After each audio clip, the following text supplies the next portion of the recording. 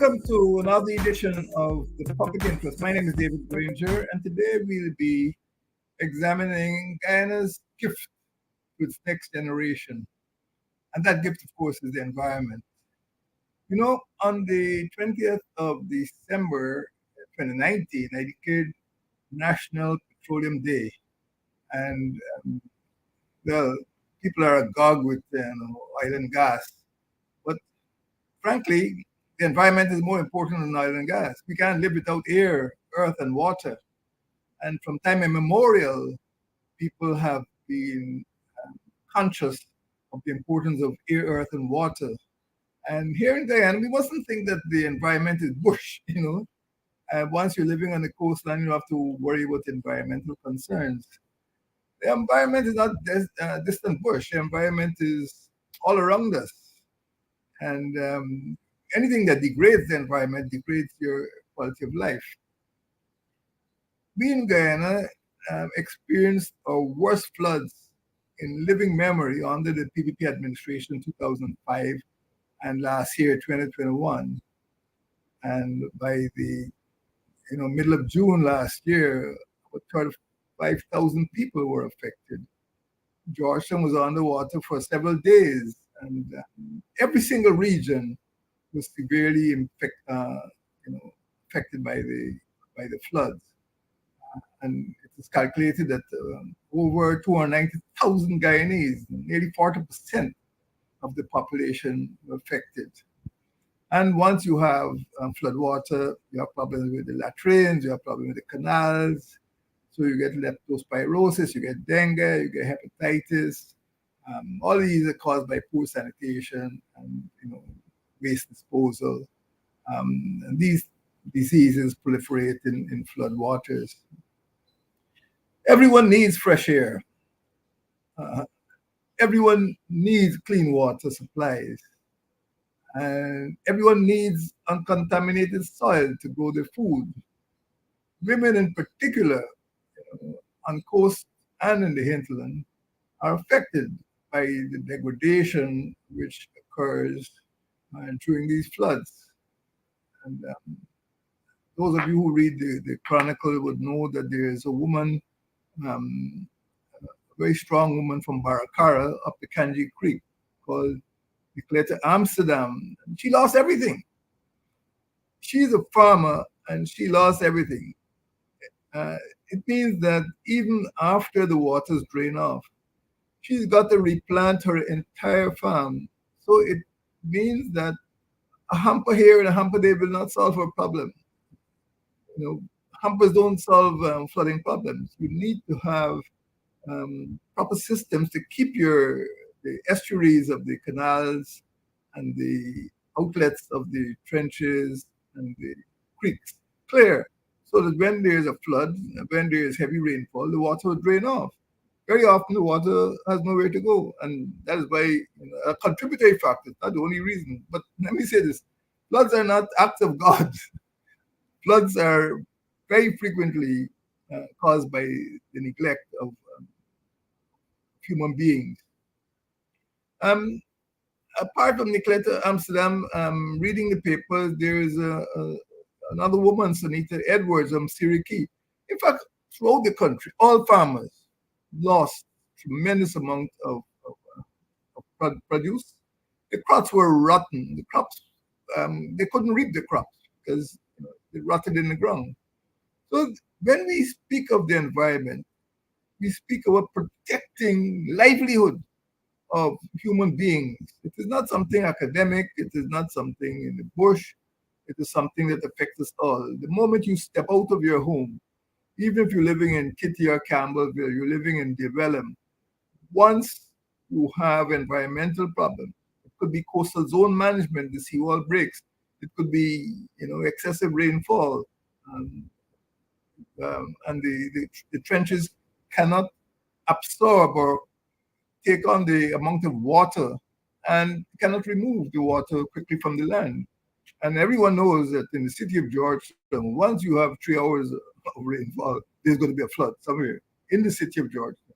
And quite frankly, because of climate change, we have been having irregular weather patterns, and it is quite likely that there's going to be more flooding.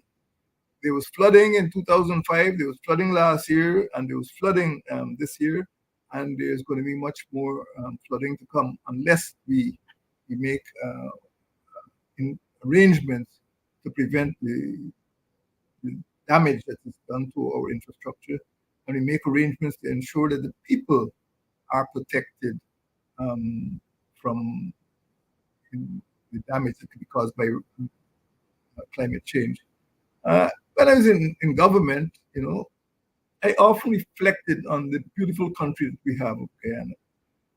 Look at the coastline, you know, look at the grasslands, the savannas in the hinterland. You look at the highlands, the mountains, some covered in clouds. Look at the islands of the Essequibo River. Look at the wetlands or swamps where we get the most beautiful birds, our national bird, the kanji pheasant. It's a swamp bird, actually. Look at the lakes in the Essequibo in Region 2, Itribisi and Mainstay Lakes. Look at the rainforest. And don't forget, the mangroves are part of our forests. Mangrove forests are different from the rainforest, but we need those mangroves. And when you see people cutting down the mangrove, you can anticipate danger. There's going to be trouble. There's a saying among the indigenous people, the trees hold up the sky. And if you cut down the trees, the sky will fall. Well, we are going to see the consequences of cutting down the mangrove. There's a saying also, when the earth was formed, God told man, take what you want, but pay for it. Take what you want, but pay for it. And we are doing what we want, but I can tell you, my friend, we will have to pay for it. Our rivers, our waterfalls, our rainforests, all of these beautiful elements of Guyanese landscape are vulnerable to the adverse effects of climate change, global warming, and the coastal zone in particular. And most Guyanese live along the coast. And from time to time, you can see the ocean rushing in, especially where mangroves have been removed or destroyed by the movement of the tides. And we must be conscious. We must be conscious of the damage that can be done to our coastal zone. This is not something for government. This is something for us all. We must be conscious of the damage that can be done to our neighborhoods, whether we are in the NDCs or RDCs or town councils. In 2015, as soon as I got into office, I declared something called National Tree Day. Yeah, I declared a lot of days, but I felt that the trees were important to not only to mankind, but certainly important to Guyanese. And National Tree Day is held the first Saturday every October, and I used to go to different parts in the country, either Krama or Wanaina, Union Village or somewhere. And the trees are important because they protect the environment, and of course they're important to the economy as well. Now, all forests provide environmental and ecosystem services which protect the country's national capital, natural and national capital, and they sustain life. There are over 800 species of birds in Guyana. Even in the Kanuku Mountains, there are more species of birds in the Kanuku Mountains in Rupununi than the entire Western Europe. But the birds cannot live without trees. There are 179 species of reptiles in Guyana, 225 species of mammals, and much of the amphibians live in the forested areas. And from a global point of view, the trees in our forests sequester more carbon than we generate. It doesn't mean that we must generate more carbon, but it means that we are actually absorbing carbon produced by other countries. And that is why Guyana is regarded as a net carbon sink. And in fact, um, there are arrangements with Norway and other countries for Guyana to preserve its forests because it helps the earth to breathe. And in fact, you can argue that the forests are more important standing and cut down to make firewood. People will pay us to keep our forests intact. Um, this means that trees are an important element in the environment. And if every year, National Tree Day, families, households, neighborhoods would go on an exercise to plant trees, we would not only be able to provide food. I used to advocate, planting breadfruit trees in Bartica. My minister of agriculture once told me that if every yard in Bartica um, planted a breadfruit tree, when those breadfruit trees mature, um, Bartica alone could produce 1 million pounds of breadfruit every year. And later on, I had a luncheon here when I was chairman of CARICOM, and the prime minister of a certain country, when he saw the breadfruit, he said, "We have 17 varieties of breadfruit in my island." And he went to town because I don't, I don't share foreign food at my when I was president. And he was able to have a feast on Guyanese breadfruit, and they have different ways of preparing breadfruit. The point is that if every yard in every household in Guyana planted a tree every year, it means that we will have not only a richer economy, but a cooler country. Now, we have been, enamored, of course, with the uh, hinterland, and despite the fact that we know that the hinterland can be damaged by reckless mining, and having gone into the hinterland for several years as a young man, it's really a crying shame to see these abscesses. That's all I could use to describe the word. Because these mined out areas, you see pools of water, and they're breeding mosquitoes. I have met young people on the East Coast, straight out of school, they went into the bush, and 18 months later, they're back home, shivering from malaria, because those mined out areas are pools for mosquito breeding. Um, so there's been reckless mining, and there has not been much reforestation. There has been cutting down of trees, and some areas are becoming bald, barren. Sometimes you'll be surprised that even in rice cultivation, which we are accustomed to for over a century, the stubble after the crop is burnt, and you can see these big clouds of smoke. So the burning as a result of farming, farming not only clears the land, but it also the um, burning of the forest to produce palms, and burning of the stubble in rice fields and sugarcane. Many of us have seen, sugarcane fields being burnt to get rid of the snakes. All of this harms the environment. And then there's hunting of wildlife. Unbelievably, hunting has ceased to become a sport. Hunting in what people call hunting in Guyana has become something of an industry. I've actually seen photographs of people with freezers welded onto their boats, so they don't go into the hinterland, to as relaxation.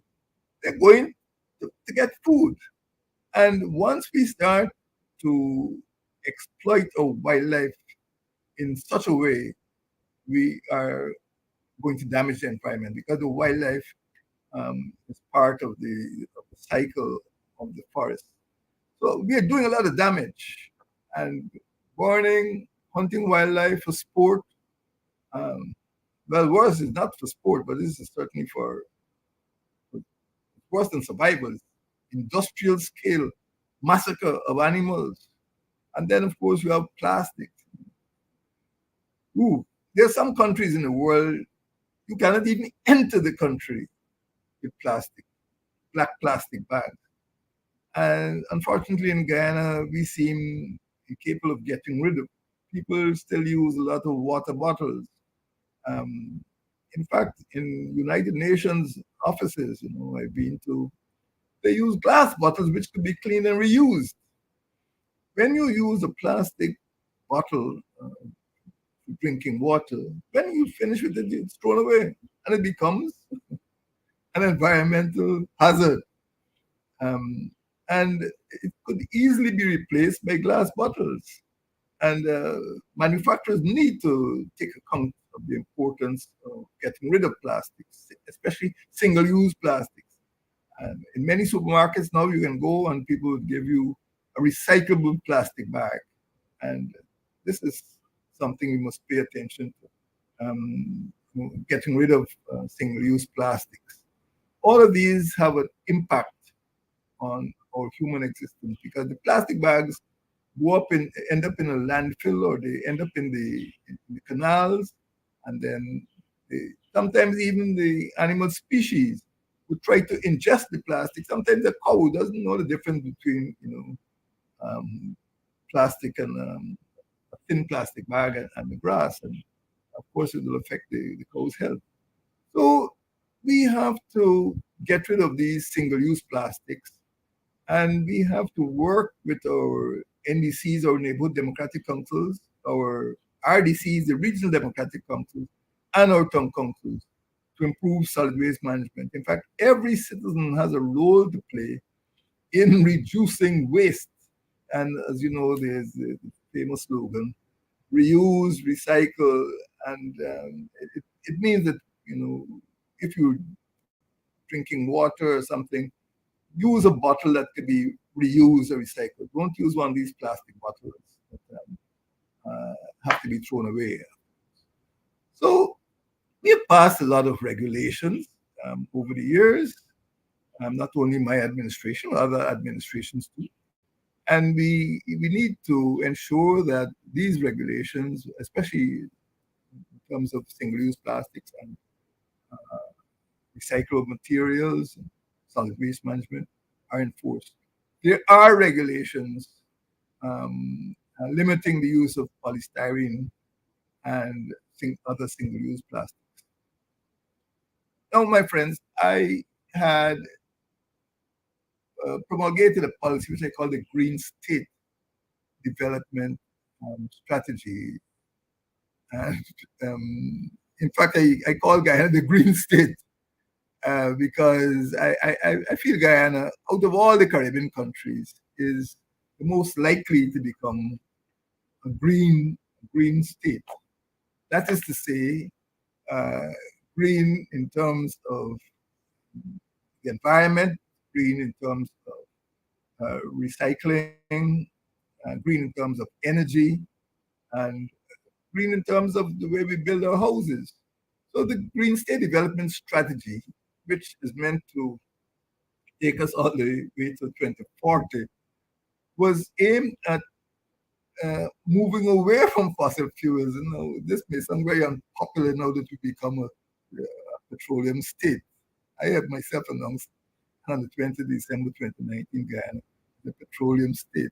Well, we have to walk on two legs for the present time, and I would say that we need to ensure that we move quickly to clean energy, renewable energy. That is, we can use wind chargers, we can use hydropower, we can use solar.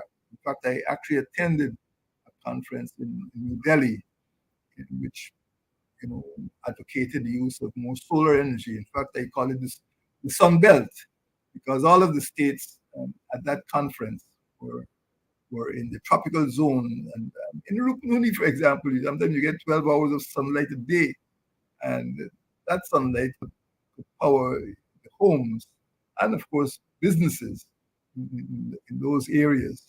So by going to these conferences, and let me say this, I work hard to make Guyana into a green state. I visited 10 cities I don't like traveling, but I felt it was important. I went to Addis Ababa, to Brasilia, where we had the World Water Conference, to Brussels, where we had a conference on banning, you know, poisonous chemicals such as mercury in mining. I went to Da Nang in Vietnam, to Geneva, Marrakesh in Morocco, went to Nairobi in Kenya, New Delhi, New York, Washington, all in pursuit of partnerships because we can't do these things alone. Partnerships and financing. So we signed the Paris Agreement in 2016, and I must say I was pleased that the Secretary General at the time, Mr. Ban Ki-moon, out of all of the delegates from around the world, called David Granger President of Guyana the first person to be congratulated on signing the United Nations Convention. Um, so we have been uh, cooperating, leading, I would say, leading the struggle for environmental consciousness and stewardship. Since Langkawi, our previous President Desmond Hoyt, in 1989 went to Langkawi at the Commonwealth Conference, and when he came back, he announced the establishment of the Eurocrama uh, Rainforest Conservation Project. And that is at the center of Guyana, and Eurocrama is not only the center of Guyana, it is the center of the Guyana Shield. And the Guyana Shield is a vast area of 2.7 million square kilometers, stretching from Colombia, Venezuela, Guyana, Suriname, and French Guyana, what we call Guyane, or people call Cayenne, and Brazil. But when you look at the Guyana Shield, you'd see that we are, in fact, the center of the Guyana Shield. But the Guyana Shield is essential to replenishing Earth biodiversity. And it provides food, it provides fresh water, it provides medicinal products, it provides timber and non-timber products, and it helps in the water cycle. So, in fact, the Guyana Shield, Guiana, not Guiana, the Guiana Shield is part of the Earth's uh, environmental system. We are the lungs of the Earth, and we need to protect the shield. And Guyanese everywhere, whether they live on the coast or the hinterland, need um, to protect that Guyana shield. Now, we can still have a good life. We can uh, continue to do our farming. We can continue uh, to hunt for sport, I suppose, at a limited way. We continue logging. But at the same time, we must not do things to excess. And we must make sure that we reduce the use of cyanide and mercury, mining. These impact air quality. And once you use those chemicals, they get into the environment, they get into the soil, they get into the water, and you find hinterland residents of any ethnicity, in hinterland residents who consume that water are going to be affected. Their childbearing capacity will be infected. And if you went into some communities in the hinterland, the rivers and creeks are the main sources of water. And 4 or 5 o'clock in the afternoon, you see children playing, women washing, you know, you know, drinking water, fetching water up to their homes. And if further upstream there is some dragger or some mining operation pumping mercury and cyanide into the water, those women will be affected. And in the world, women bring children into the world. And if they are affected, it means the child will be deformed or they'll become sterile, barren. So it is dangerous. And this is what we're talking about. We have inherited a paradise. I sometimes sometimes I get very emotional about Guyana. And I said, this is the second Garden of Eden. And when you go around the country and when you go around, when you see what the Guyana Shield is about, you see that we are really a second paradise. I don't compare my country with the islands of the Caribbean, but Guyana is the biggest, it is the best, and it's the most beautiful Caribbean country as far as I'm concerned. And we need to protect it. We inherited a country of 215,000 square kilometers, bigger than Britain, bigger than England. Guyana is bigger than England and Scotland combined. And we need to protect this gift. That is why I've put so much emphasis on making Guyana a green state, because many of us grew up enjoying, the greenness of Guyana, the creeks and the canals and the coast, trees and vegetation. And we must see ourselves as not owners of Guyana. We must see ourselves as trustees. It is not ours to own. Guyana is not ours to own. We are only holding Guyana in order to pass it on to our children and grandchildren.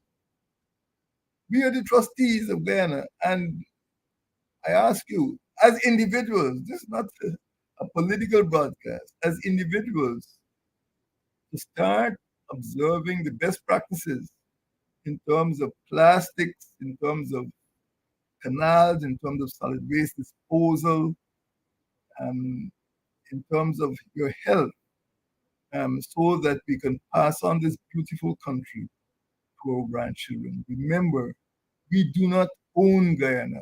We are trustees, and we must hold it in trust for the next generation. Our children and grandchildren must be able to enjoy a greener country than we ourselves inherit. Thank you. May God bless.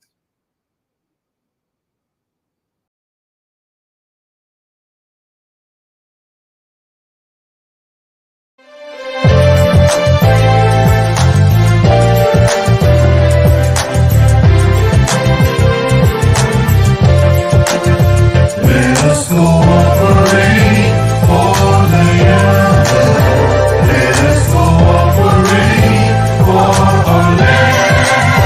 Let us resolve to fight together. See we do it right together. Can we do it? Yes, we can. Each man must